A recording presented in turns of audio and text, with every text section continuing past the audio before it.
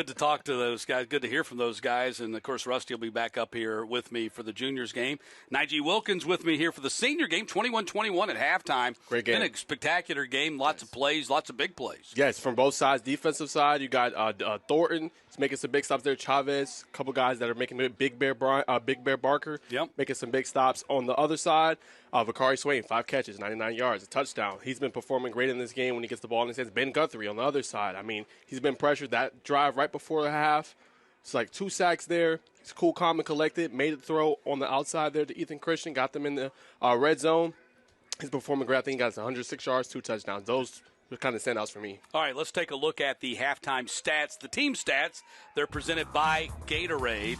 And you see not a lot of rushing for the American team, minus 9 yards right there. Yeah, not able to get it kind of going on the ground, but leaning more on the passing attack, 181 yards. So we'll see if they kind of try to get it going a little bit in the second half of the running game, but probably leaning on the passing game. They've been performing great. Each team has a turnover so far. Both teams very aggressive on 4th down, but they've been converting both for 3 for 3, and they're kind of going back and forth. But the big thing has been the turnovers. I believe Nationals had 2 turnovers.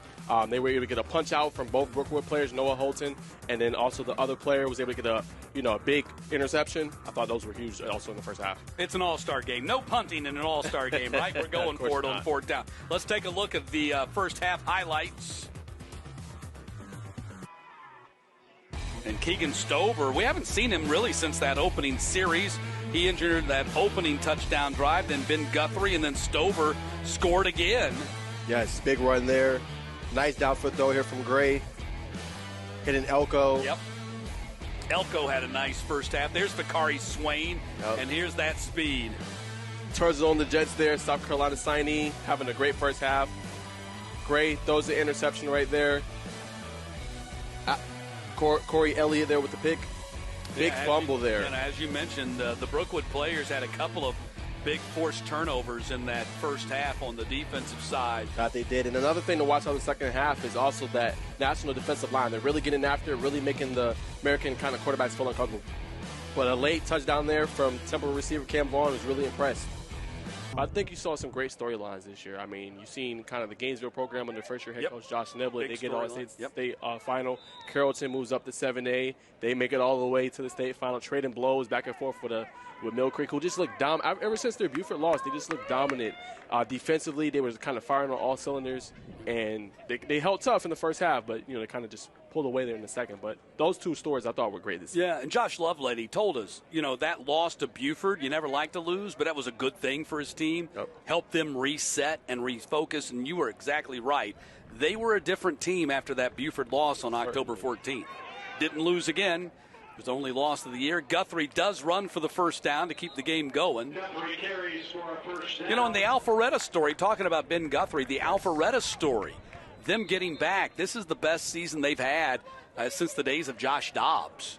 That's a great point. I think Jason Curvin, he's just doing a great job there as the head coach. I talked to him a couple times this season, and he really, I think, has a good pulse on that program. I think he can really ultimate kind of their potential. And they got a lot of good young players coming back. Obviously, you're going to lose your quarterback, Guthrie. You're going to need some young guys to kind of step up. But I think he got something, brewing over there. Yep, the Alpharetta story was certainly a good one this year. A team that rebounded and made the playoffs, was a factor in the region. Those were all great things. All those storylines were really good storylines this year. For sure. Maybe the last play of the game right here. Guthrie fires for a touchdown. A 4-touchdown day for Ben Guthrie in the Georgia Elite Classic. Great way for that young man to cap a phenomenal senior season.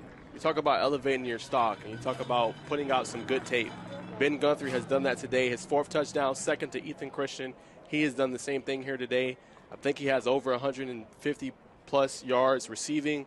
I mean, just great there. They're obviously not going to get the win, but Guthrie put out some good tape today, really showed that he can be elusive in the pocket, extend plays, look downfield, and hit strikes down the field all game long. So really impressed. What a phenomenal performance by our player of the game, Ben Guthrie. Going to cap it with a touchdown here at the end. It's not going to change who wins or loses, but on a game where a lot of it's about the individual performance woven within the team performance, and he throws a 2-point conversion on the final pass of his high school football career.